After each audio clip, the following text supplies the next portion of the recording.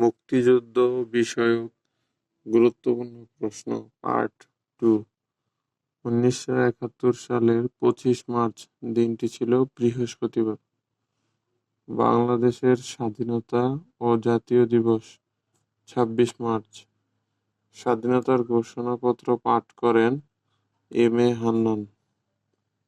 স্বাধীনতার ঘোষণাপত্র জারি করা হয় 10 এপ্রিল 1971। মুক্তিযুদ্ধে স্মৃতি বিজড়িত তেলিয়াপাড়া অবস্থিত হবিগঞ্জ জেলায়। মুক্তিবাহিনীর ওয়ার স্ট্র্যাটেজি পরিচিত তেলিয়াপাড়া স্ট্র্যাটেজি। মুক্তিযুদ্ধের প্রধান সেনাপতি ছিলেন আতাউল গনি ওসমানী।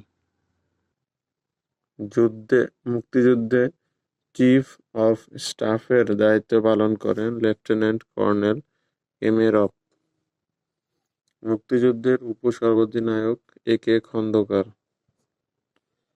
বিমান বাহিনীর প্রথম প্রধান এ কে খন্দকার। মুক্তিযুদ্ধকালীন দেশকে মোট কয়টি সেক্টরে ভাগ করা হয়? সেটা হচ্ছে 11টি সেক্টর।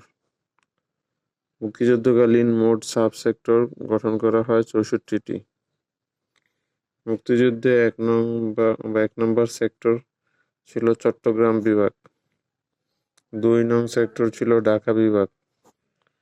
মুক্তিযুদ্ধে নৌ কমান্ড সেক্টর ছিল 10 নং, অর্থাৎ নৌবাহিনী নিয়ে গঠিত সেক্টর, সেটাই হচ্ছে নৌ কমান্ড সেক্টর। সেটা কত নম্বর সেক্টর? সেটা হচ্ছে 10 নম্বর সেক্টর।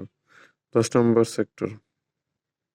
নিয়মিত সেক্টর কমান্ডার ছিল না 10 নং, অর্থাৎ নৌ কমান্ডো নিয়ে যে গঠিত সেক্টর, সেই সেক্টরে কিন্তু নিয়োজিত কোনো কমান্ডার ছিলেন না। সেটা কত নম্বর সেক্টর? সেটা হচ্ছে 10 নম্বর সেক্টর।